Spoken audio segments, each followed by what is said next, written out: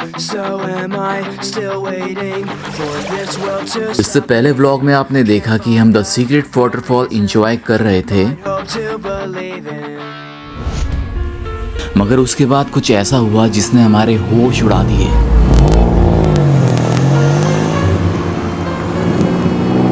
Next stop हमारी ऐसी location थी जहां फॉरेनर्स बच्चों की आत्मा अभी भी ट्रैप्ड है, वो भटकती रहती है।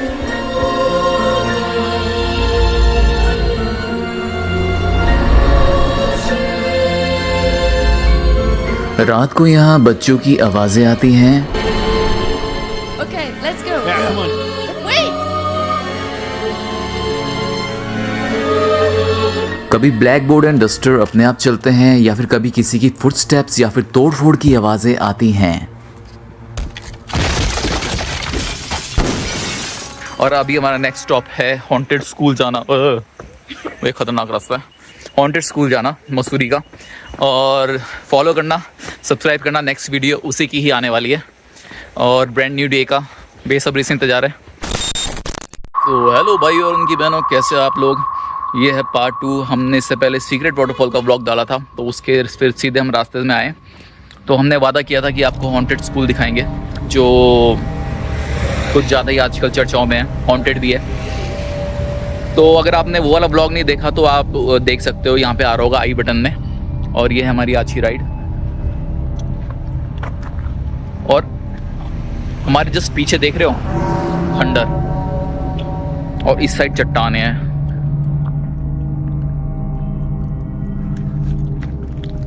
तो भाई बहुत रिस्की रहने वाला है। वैसे ऐसी जगह जाना मत, आप लोगों को सजेस्ट करेंगे ऐसी जगह जाओ मत। ये तो जस्ट एक फॉर नॉलेज है। ये एक स्कूल हुआ करता था जो अब हॉन्टेड हो चुका है, क्योंकि यहाँ पे कोई नहीं रहता, कोई नहीं स्कूल चलता और खंडर बन चुका है ये। वैसे ना आप लोग घूमो फिरो, हॉन्टेड जगह एक्सप्लोर कम ही करना, ठीक है, क्योंकि सबका ऑरा इतना पॉजिटिव नहीं होता है कि सब संभाल पाएँ ऐसे नेगेटिव एनर्जीज़ को जो बहुत होती हैं आसपास। और फिलहाल जैसे ये ढल रहा है ना, सूरज ढल रहा है, उस टाइम तो बिल्कुल अवॉइड करो। दिन दहाड़े फिर भी ठीक है। हम एस्ट्रोलॉजर्स हैं और 7 नंबर हैं और तो थोड़ा सेंसिटिव होता है, पर हमने अपनी मेडिटेशन करके अपनी स्पिरिचुअलिटी को ऊपर करके हमने बहुत ज़्यादा इसको पॉजिटिव बना रखा है। एक ऑरा लॉक करते हैं, फिर जाते हैं। साथ के साथ हमने क्रिस्टल्स वेयर कर रखे हैं जो बहुत ज़्यादा प्रोटेक्शन देते हैं। तो इसलिए मैं बता रहा था ऐसे ही करना आप लोग भी। तो थोड़ा पास से जाके देखते हैं अब क्या चलता है यहाँ पे।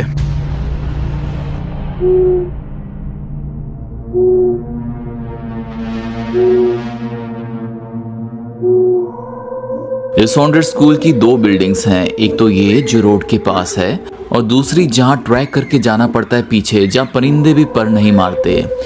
सुबह के वक्त तो ये कुछ ऐसा लगता है, मगर रात को ये और ज़्यादा भयानक सा लगता है।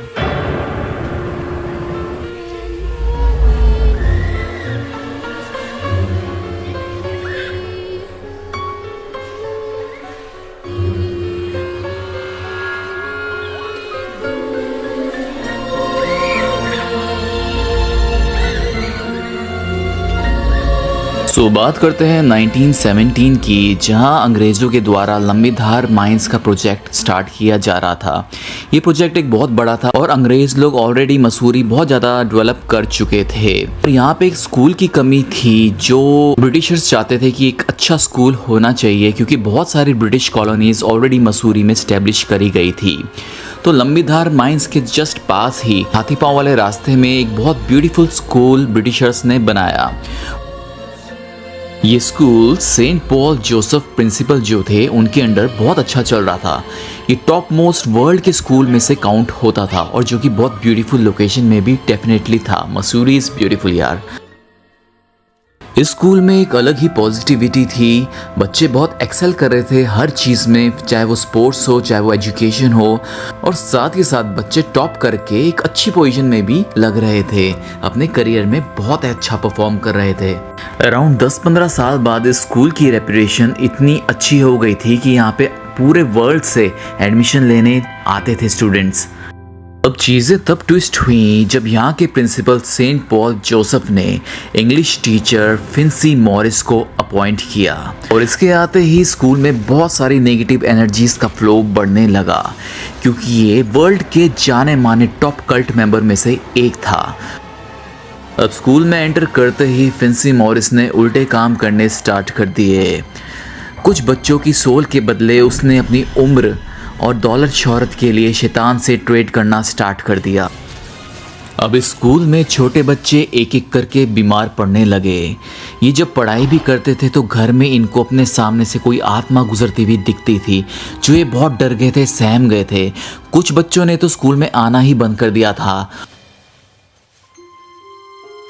और 20 से 25 बच्चे अजीबोगरीब बीमारी से ग्रस्त होकर मर गए थे, उनकी डेथ हो गई थी। ये सब देखकर सेंट पॉल जोसेफ प्रिंसिपल को शक हुआ, क्योंकि स्टूडेंट्स के साथ साथ अब टीचर्स को भी प्रॉब्लम आने लग गई थी। किसी को हाई फीवर हो रहा था तो किसी का थ्रोट चोक हो रहा था। अब इस बीच सेंट पॉल जोसेफ जो प्रिंसिपल थे वो भी एनालिसिस कर रहे थे कि जब से फिंसी मॉरिस ने एंट्री ली है तब से ये फलता हुआ स्कूल बर्बादी की तरफ जा रहा था। प्रिंसिपल ने 3 महीने के लिए स्कूल बंद किया। इन्वेस्टिगेटर के हाथ में एक केस सौंपा। जब इस केस की रिपोर्ट आने ही वाली थी उससे पहले ही उस इन्वेस्टिगेटर की मौत रहस्यमय तरीके से हो गई। अब ये स्कूल काफी दिनों से बंद था तो प्रिंसिपल ने सेंट पॉल जोसेफ जो की हैं, इन्होंने फिंसी मॉरिस को स्कूल के 3rd फ्लोर में ब्लैक मैजिक करते हुए पकड़ लिया। फिंसी मॉरिस को अगले दिन ही स्कूल से क्या मसूरी से ही बाहर निकाल दिया गया। फिर जैसे ही स्कूल दोबारा स्टार्ट हुआ उसके कुछ टाइम बाद ही प्रिंसिपल बहुत रहस्यमय तरीके से अपने ही प्रिंसिपल रूम में मृत दिखाई दिए। बताया जाता है कुछ टाइम तक उस प्रिंसिपल की भी आत्मा इस हॉन्टेड स्कूल में भटकती रही और जगह जगह 2nd फ्लोर में नाखूनों के खरोच के निशान दीवार पे मिले और ब्लैक बोर्ड में दीवार में किल मॉरिस करके प्रिंसिपल की आत्मा वहाँ लिखती थी। अब स्कूल तो परमानेंटली बंद हो ही चुका था, मगर स्कूल के डायरेक्टर्स ने प्रिंसिपल की आत्मा की शांति के लिए फिंसी मॉरिस को ढूंढा और उसको फांसी की सजा सुनाई दी। कई सालों बाद स्कूल को दोबारा रेनोवेट करने का सोचा, मगर वहाँ के लेबर्स को वहाँ की भटकती आत्माओं ने काम ही नहीं करने दिया। सारी उल्टी पुल्टी हरकतें उनके साथ होने लगी।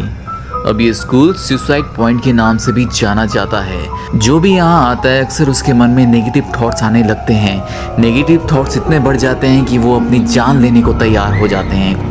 ये केस इतना पॉपुलर हुआ था कि फॉरेन के कई जाने माने पैरानॉर्मल इन्वेस्टिगेटर यहाँ पे आए थे। एक इन्वेस्टिगेटर तो देर रात 10 बजे यहाँ पे रुके। उन्होंने महसूस किया अजीब सी रोने की आवाज़ बच्चों की, ब्लैक बोर्ड की चौक की चलने की आवाज़ें। और जब वो 3rd फ्लोर में पहुँचे स्कूल के तो उनके अंदर सारी नेगेटिव एनर्जीज जो थी माइंड में चलने लगी और उनको बस ऐसा हुआ कि उन्होंने ज़िंदगी में कुछ नहीं किया, लाइफ में कुछ नहीं किया और यहाँ से कूद के मर पड़ो। पर फिर उनका एकदम से थॉट आया कि एक बार गाड़ी से कुछ सामान निकाला जाए।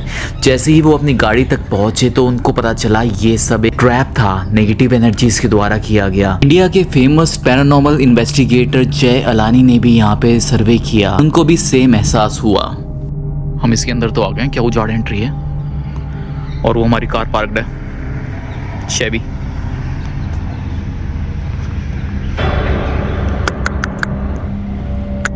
ओ भाई साहब, पता नहीं अभी ना हम अंदर जा रहे थे फिर बाहर आ गए। बकरी है बकरी। हमें ना किसी बच्चे की रोने की आवाज आई, बाहर आ गए। हम जब यहाँ से गुजर रहे थे तब सूरज ऑलमोस्ट ढल चुका था और हमें भी 4 बार बच्चों की रोने की आवाज़ आई। वो आवाज़ इतनी डरावनी थी कि हमने जो सोचा था कि पीछे वाली बिल्डिंग की तरफ जाके देखेंगे वो हमने कैंसिल ही कर दिया। गाइस अंदर जाने की हिम्मत नहीं होगी क्योंकि ना किसी बच्चे की रोने की आवाज़ आ रही है।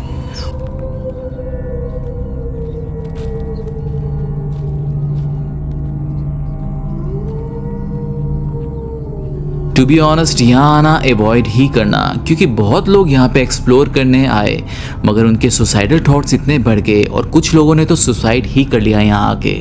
और ये जो पीछे की तरफ बिल्डिंग नंबर 2 है वो कुछ ज़्यादा ही हॉन्टेड है। पक्का ना, डरना नहीं, हनुमान चालीसा पढ़ लेना। वही कर रही हूँ वही चल रहा है मेरे मन में।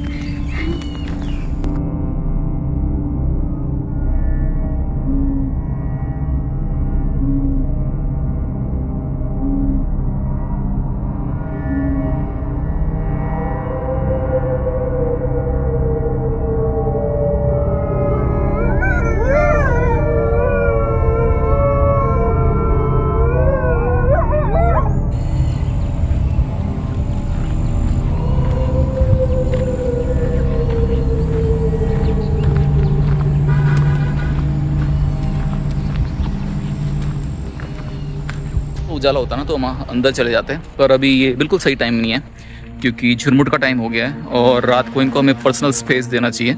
पर्सनल स्पेस जैसे मतलब इनकी अपनी दुनिया है, हमारी अलग दुनिया है, तो हमें वहाँ जाके डिस्टर्बेंस पैदा नहीं करनी चाहिए, इनको अच्छा भी नहीं लगता। ठीक है, तो वही है, हम अब जा रहे हैं। एक वैसी लोकेशन दिखा दी हमने ब्लॉग के थ्रू, ठीक है, इट्स ओके। ड्रोन शॉट्स लिए थे कुछ।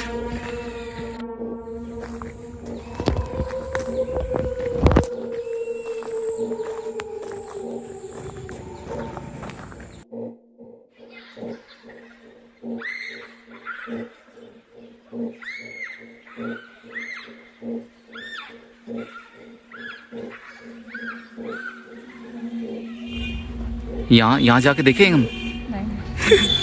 क्यों, कुछ महसूस हो रहा है क्या? जब भी तुम ऐसे मुस्कुराते हो मेरे को लगता है कुछ महसूस हो रहा है। चलो इस गाइस आप बताना, खेत पर्वत का हम बनाएं व्लॉग नहीं बनाएं? मेरी एक फ्रेंड मना कर रही थी कि लड़कियों को तो बिल्कुल ही नहीं जाना चाहिए। हाउएवर वो पहले तो वहाँ चढ़ना बहुत मुश्किल है, ठीक है। हाउएवर लड़के गायब होते हैं, लड़कियां तो सेफ रहती हैं। पता नहीं उसने क्या दिमाग लगाया ऐसा, पर फिर भी उसकी बात को थोड़ा मानना पड़ेगा। हमने ना वहाँ पे कुछ बात नहीं करी भाई, मैं सही बताऊं अपना एक्सपीरियंस बता रहा हूँ। पहली बार जैसे हम घुसे, लेफ्ट साइड से मेरे कान में आवाज आई एक छोटे बच्चे की पुकारने की, और मेरा नाम वाम नहीं लिया, बस ऐसे करते थे, ऐसे करते थे। बकरी की आवाज नहीं थी वो, मेरे को बकरी की आवाज लग रही थी कि मैं ऐसा भी है, पर वो बच्चे और बकरी की मिक्स थी। और यहाँ पे ना छलावा भी हो सकता है, तो मेरे को मे भी बकरी लग रही है क्योंकि मैं जानवर प्रेमी हूँ ना, और मैं भी अंदर देखने जाऊँ, बचाने जाऊँ, तो इसलिए वो अंदर बुला रही हो।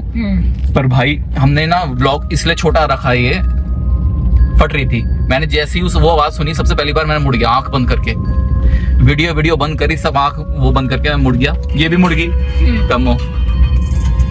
फिर उसके बाद भाई हमने कहा चलो आगे तक जाते हैं, एक बार देखते हैं क्या क्या है। और पता है उसके आगे बहुत चलने का बहुत अच्छा है, नजारा बहुत सुंदर सा है, पर हॉन्टेड है। और थोड़ी सी हैवीनेस भी थी, हैवीनेस इसको लगी, महसूस हुई। मेरे को तो हुई, थोड़ी सी हैवीनेस थी। हाँ, तो थोड़ी सी वही था। पर ना ऐसी जगह कभी भी जाओ तो डरो मत, जहाँ डरे वहाँ मरे। तो हनुमान चालीसा पढ़ लो या जो भी करो, पर डरो मत। हनुमान चालीसा पढ़ते रहो, वापस आके गाड़ी में हनुमान चालीसा लगा लो। और कुछ लग भी रहा है तो थोड़ा सा, जैसे हम अभी चल पड़े ना, दूर हो चुके हैं उधर से, उस एरिया से, उस रेडियस से दूर हो जाओ और फिर आप बातचीत कर लो। पर मैं सही बता रहा हूँ, हम जैसी क्रॉस कर रहे थे, आवाज 3 बार सुनाई दी। पहली बार मेरे को सुनाई दी, दूसरी तीसरी बार कम्मों को सुनाई दी।